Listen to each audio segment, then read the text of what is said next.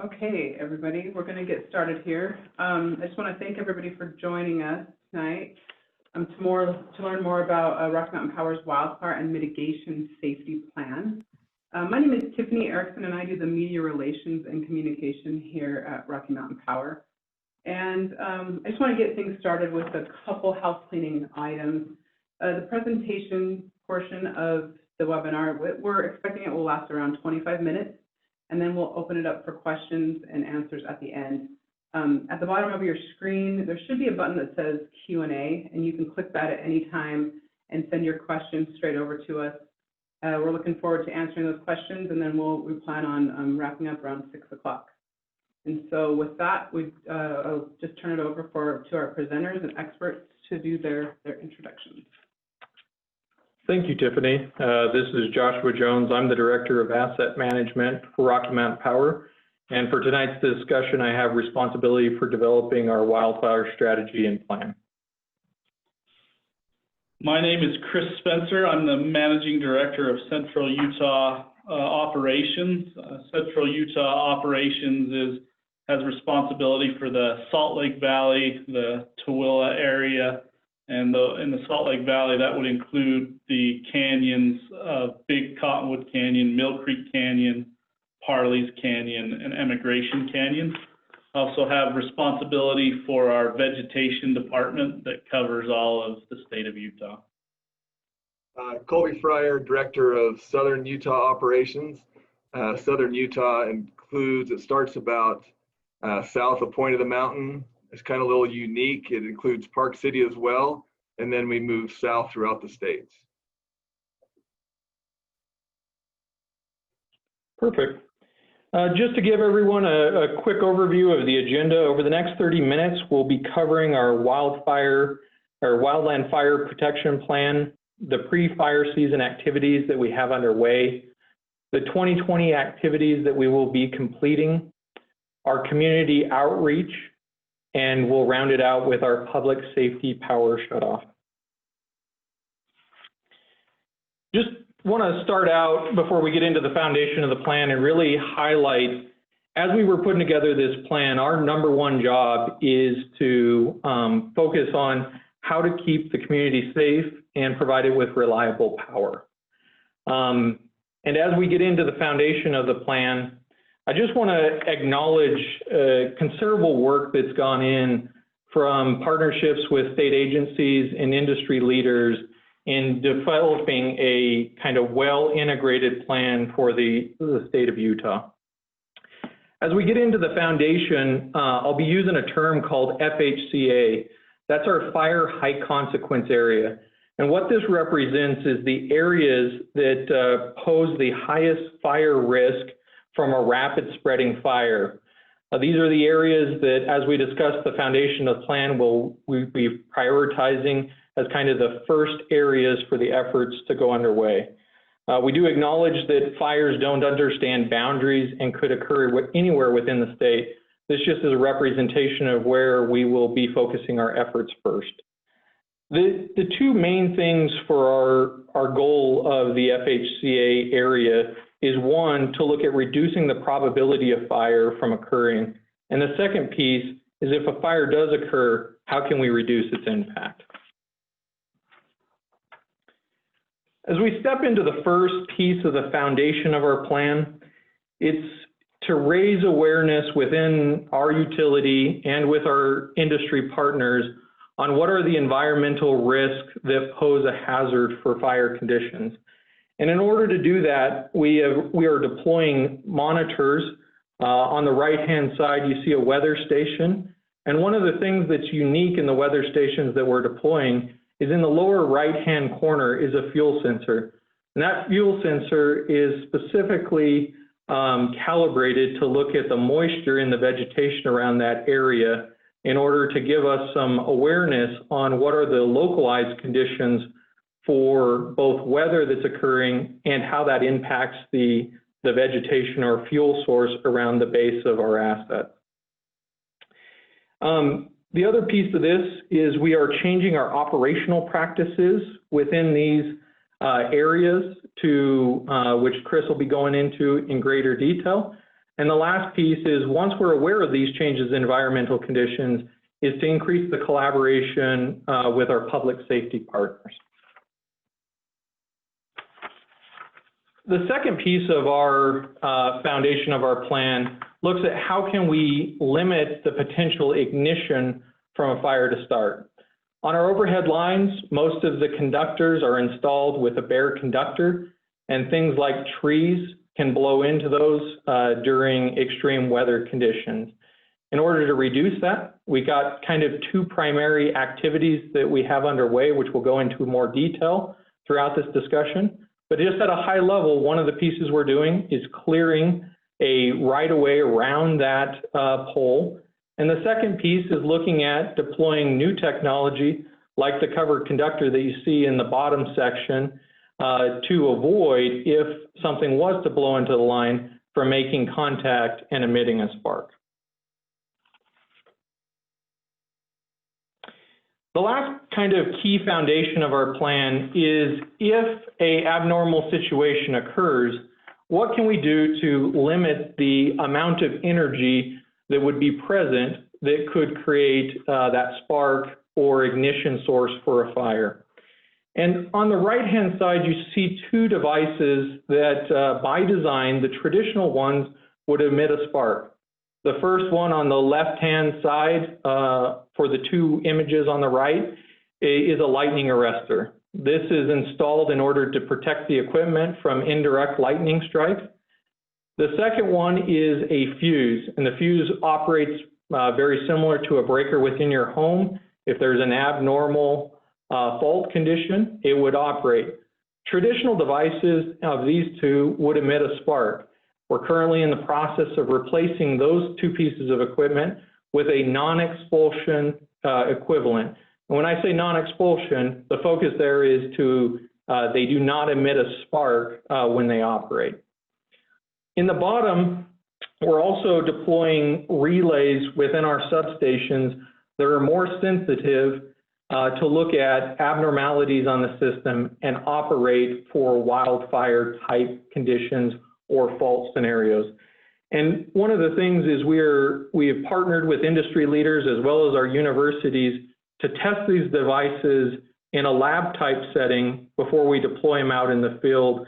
And this is some of the pieces we'll be discussing as we look at kind of the multi-year piece of the development of the plan. Let's switch gears and discuss what we're doing as far as our pre-fire season activity. The first is we've made adjustments and changes to the way we perform our inspections. As you look in the lower right-hand corner, we've deployed technology like UAVs or drones to inspect those facilities and look for things that we were not able to see before, like hotspots. That image specifically was taken from some inspections last year, and we were able to accelerate its condition correction and avoid that from potentially being a failure point. We're increasing the frequency of our inspections so that we gain an awareness going into fire season of where potential hazards may be and getting those corrected prior to the season. The next thing we're doing is targeted pole clearing. So in the picture on the top on the left-hand side, you see some vegetation around the pole. That vegetation on specific structures where they pose a higher risk, like the fuses and arresters that we previously discussed, we have a targeted program to clear around the base of those poles to remove the fuel source.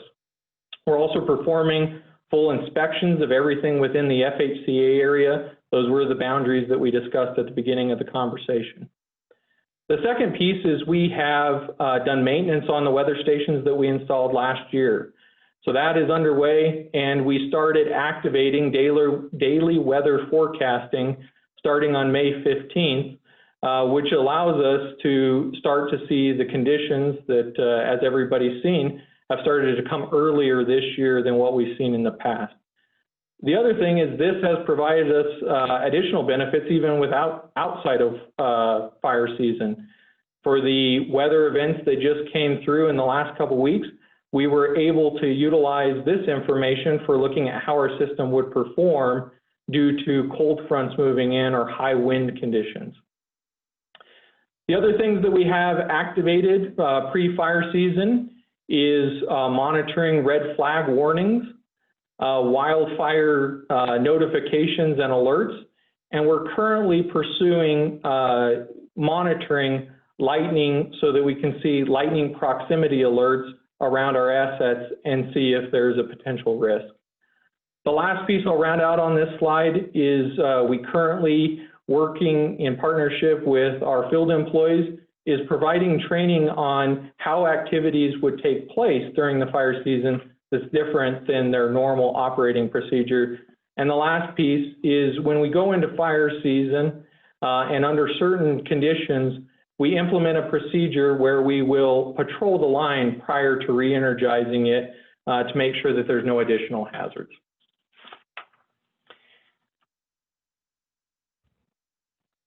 The last piece I want to touch on is we've discussed kind of the pre-activity. Here's the activity that's going to take place in 2020. And it's really focused around three main areas. System hardening, so the covered conductor that we spoke of previously. You can see the number of miles that we have queued up this year that are either in the design or installation phase. The next piece is that advanced system protection. So we're deploying 5 transmission, 20 distribution, and 1 distribution recloser in order to have a greater sensitivity for our system that's going to operate during the fire season.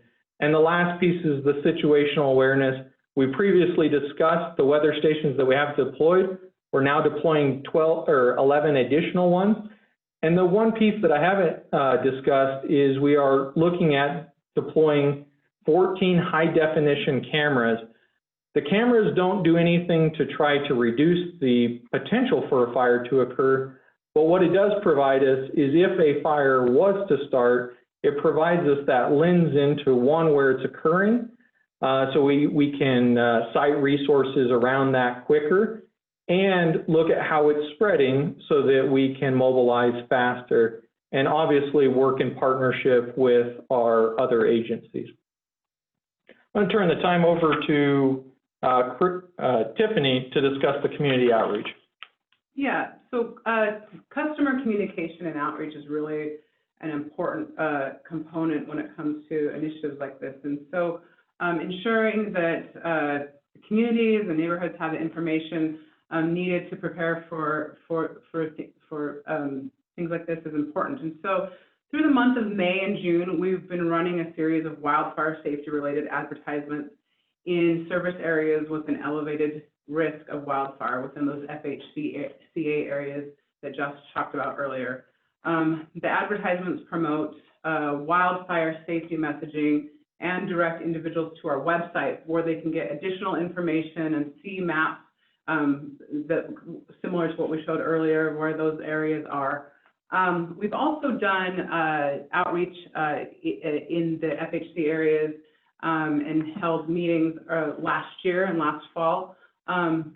This webinar tonight is kind of in lieu of that, where we can't go out into the communities and hold meetings safely right now. We're doing that and just as an effort to make sure that we're informing the communities and that our customers are educated on what we're doing. So we also have done some advertising with print, radio, and digital and social ads, and we have resources on our website, and we'll continue to make those outreach efforts.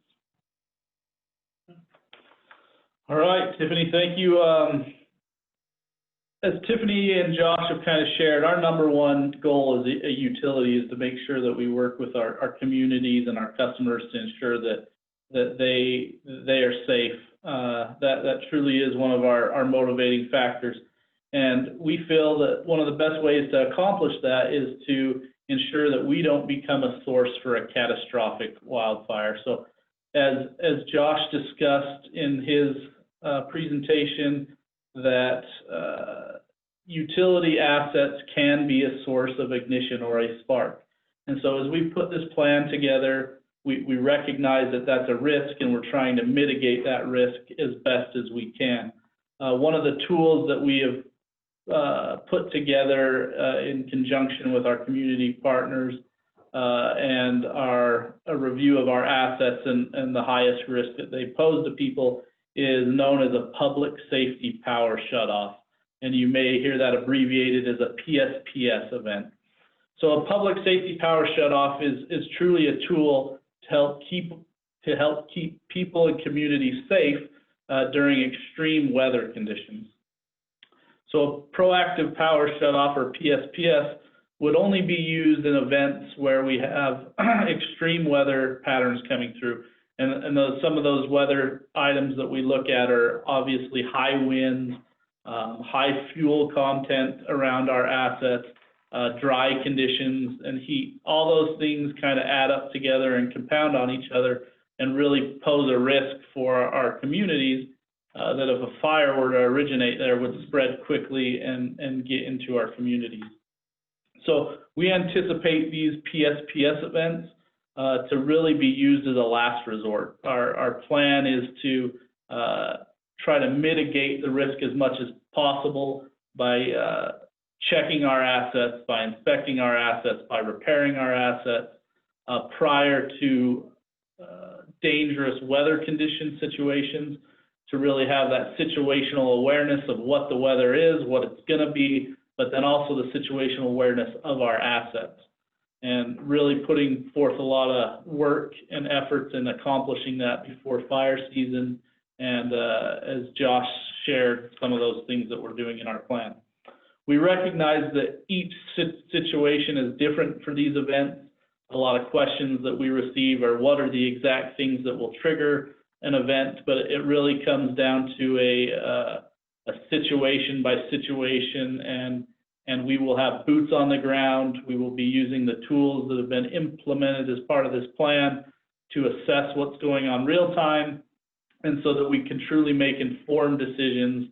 And as part of that informed decision, we would obviously be communicating with our communities and our customers and letting them know what our plans are moving forward. We expect these PSPS events to be infrequent. This thought of turning power off kind of is somewhat scary to people, right? People don't think that turning the power off in an event would be beneficial for them, during the event. But truly, these are to prevent ignition sources during these extreme events. So we want to be fully transparent and share the information that we have and share with our communities and our customers the decision points that we're using. So as you'll see in this next slide, this is one of the tools that we're using to communicate and to share the information we have with our communities. We have a website, and you can see the website link at the bottom. If you go to this website, you can see where we have identified our communities.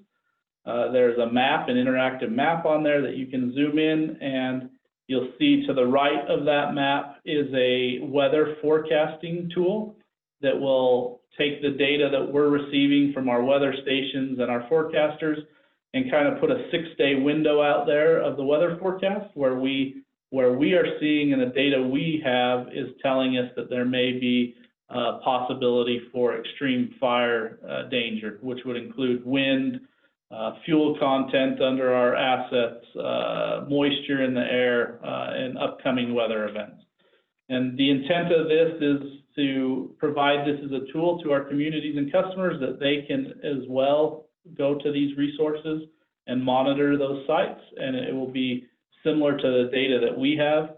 And for those of you who may be concerned of looking at a website at all time or going out and looking at that website, as part of our plan, we also will have an emergency operations center open it with an incident command structure. We will be doing outbound calls to our community partners and also our customers. And so you won't have to independently rely on this website. We will have outbound call campaigns that go out to inform you of what's going on. And so this is just a good moment that we always take to ask and remind people that this is an opportunity to go to our website and update your contact information so that when we do have these type of events or we're forecasting a future event, we will be able to communicate with you not only through the web, but also through social media, email, and direct phone calls. All right, I'm going to take just a couple minutes and just round out kind of where our plan goes from here. So as you see identified there, this is a multi-year implementation. And in order, it's going to be a huge lift, focused around the kind of three areas that we discussed: system hardening, advanced protection and control, and situational awareness. The other thing I want to note is that PSPS is a last resort. And as part of that last resort, what we're doing with the investments that we have identified here is we're trying to reduce that risk, installing additional covered conductor to be able to ride through a typical PSPS type event, or install non-explosion fuses and arresters across the rest of the FHCA area to reduce that. So the 2020 efforts that we previously discussed are really only the beginning of what will occur through 2026 to be able to be more resilient during wildfire seasons. The last piece is we have work going on, working with our universities and industry partners on trying to enhance the triggers to make decisions around when we would activate a PSPS and take action within a PSPS event. So the watch and the activation of an emergency operations center probably wouldn't change, but actually making the de-energization piece is what we're trying to work with new information to make more informed decisions. So with that, I will hand the time over to Tiffany to close us out. Okay. So I'm just looking at some of the questions. We had a question come in, and then just feel free to ask some of your, put some of your other questions in. One of the first questions that have come in is, what is the lead time that you will provide messaging when a PSPS goes into effect? So I'll handle that question. So in our plan, we have triggers based on forecasts, and we typically start to see those forecasts go out kind of a week in advance. So we have about a week notice, and you'll see that in our website tool.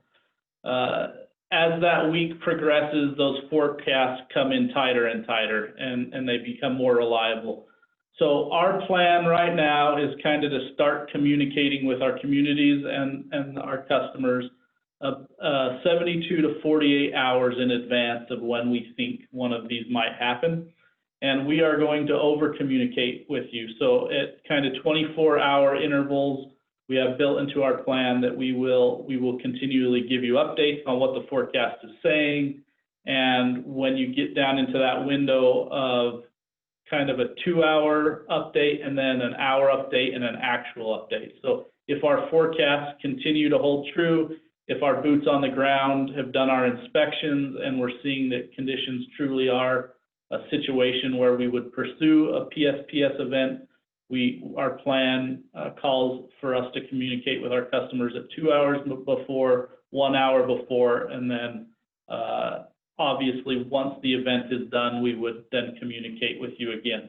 But at all times, we would be communicating through our social media channels, our company websites of what was ongoing. And so that is a tool and a resource that you can refer to, and the best source to keep up to date real time of what our decision points are. Perfect. Okay, our next question is, do you have a timeline for when individual communities will have the covered conductors installed?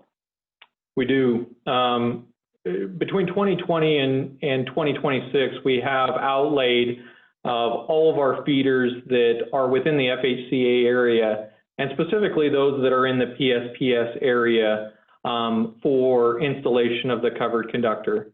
In 2020, just to make note, we have 2 deployments going on right now. One is in the Immigration Canyon area. The other one is up around the Park City area, and one around the Spanish Fork to Santaquin area. So those are 3 that we currently have active in 2020. And the plan does outlay where those deployments will occur between 2020 and 2026. And be happy to set up additional time outside of this to walk through for each community when those deployments would happen. Will you have a recording of this webinar available? Yes, we will. We'll have this, a recording available and on our website. I'll also send it out to participants in this webinar, so I'll send it out to participants as well, and then it will be on our website. And we've got a follow-up question, or the next question would, okay. What is the name of the herbicide that we use? Is it approved by Salt Lake City watershed? So we work in partnership with all of our circuits and the landowners, if it's on federal land, to get all of those approved. So I won't be able to give you a specific name of that, but all of the herbicides that we do use to treat our right-of-ways and to treat our poles when we clear them is in coordination with either our state lands, our federal lands, where they are reviewed, approved, and reported, and all falls within the property rights and permitting process that goes along with those assets. So while I won't be able to give you the exact name of that because it's different per land use and where those assets are, we do go through the formal approval process, which does take into consideration watershed. So. All right, next question. Do system hardening efforts reduce how many customers might be impacted if a PSPS would happen? Yeah, great question, and the answer is yes. As noted, kind of two of the key pieces is the covered conductor, the non-expulsion fuses, and the more sensitive relays, our advanced system protection type devices. And the combination of really those three key things help reduce, one, the probability of a spark to create an ignition source, and two, if one was to occur, things like the relay would reduce the energy, so reducing the impact. Those efforts we have underway is once the EOC has been activated, we assess the type of assets we have in that area, and things like covered conductor or the advanced relays would allow us to be able to manage that risk and potentially keep the lights on through the entire PSPS event. Compare that to an area where we know we have potential trees that may fall into the line due to a dead tree that's outside of the right-of-way, and we know it's a risk from falling into the line where we have bare conductor. That may be an area where we would go ahead and proactively de-energize. So the efforts to rebuild, increase our vegetation management efforts, and install advanced system protection will allow us to ride through those events without actually doing the de-energization. I do think it is important to share that one of our core principles is delivering electric service to our customers. And so we do want to ensure that we harden our system so that we can keep that electric service flowing to our customers and communities. Okay. How frequently is your wildfire plan, or is your wildfire plan reviewed and updated? Is it in collaboration with other agencies? Yeah, great question. The plan is developed in partnership with various agencies. One of those is the Utah Division of Forestry, Fire, and State Lands, which we've had great discussions with over the past 6 weeks as we were finalizing the plan. The plan will be submitted this year and will be refreshed formally in 2023. The one item of note is we file, it's subject to review and approval by the Utah Public Service Commission, and we do have to provide annual reports on the status of the plan, the deployment of the plan, and anything that have changed within the plan on an annual basis. And how often is herbicide applied around our Rocky Mountain Power assets? So for for specifically speaking for our FHCA area, we will go and to our targeted poles that Josh talked about. We will do a pole clearing around them, which includes basically using a weed eater to clear the brush around it. And we do a 10-foot cone around it. That herbicide will be applied on an annual basis. We do have a program in place where if that pole resides in a customer's property, we obviously communicate with that customer, and that individual property owner is able to sign a waiver to not have us place the herbicide on there. But it's basically a pre-emergent type herbicide with a broad leaf-based weed killer that's applied. So on those targeted pole clearings, it's an annual basis that should happen. Now our right-of-ways, where you would see our distribution lines or our transmission lines, we're typically on a 3-year cycle. And so we visit those right-of-ways, and we would clear and apply herbicide typically on a 3-year basis. That's not an exact number, but that would kind of be the broad overview as a 3-year program. Okay. All right, I'm looking through these. It looks like we've addressed all of these open questions. And as you know, as you move, through the week, if you have any additional questions, my email is on the screen right now, tiffany.erickson@pacificorp.com. If you want to send me questions, I'm happy to get back to you, or give me a call. Either way, you've got my email as well, and we're happy to continue the conversation. But it looks like we'll go ahead and wrap for this evening. I'm just going to check questions one more time. Oh, we've got one more question. Can you talk a little about vegetation clearing requirements around power poles and any work that is being done this summer in Salt Lake County? Yeah, so Salt Lake County specifically if you go to our interactive map and you look in the highlighted areas that we have on our PowerPoint right here, we are sending vegetation trained arborists in to look at every single one of those assets where we have a power line or a power pole.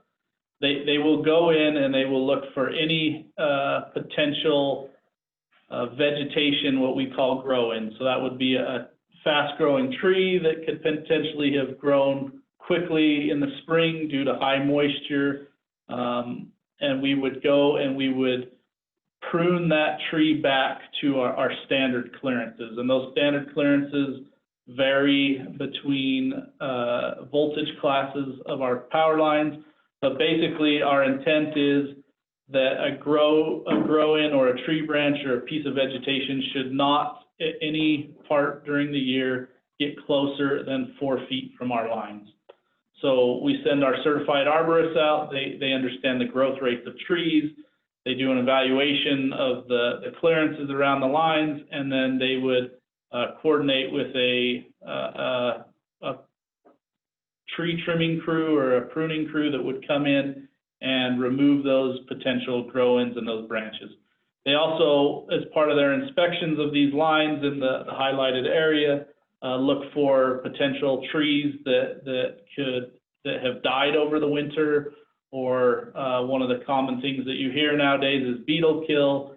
And we see a 100-foot tall tree in a big cottonwood canyon that could potentially fall into our lines that shows that it's dead. We would work with the appropriate land managers to remove that tree. So again, these inspections now happen on an annual basis, and that started last year. And so we are now on our 2nd year of inspections and pruning and removals of these high-risk trees. So I think the question specifically asked, how often do we do it? That is an annual program, specifically in these FHCA areas. Outside of the FHCA areas, we're on a 3-year cycle, and so we visit those things 3 years. So as Josh mentioned earlier, fires don't see boundaries or lines on a map. So the other areas in Salt Lake County that are not in these are visited on a 3-year basis. And that same program applies to our pole clearing program. So if the poles that we've targeted fall within the shape files that we're showing on the PowerPoint, that would be visited on an annual basis, which means the pole clearing would happen every year and a herbicide would be applied at those poles every single year.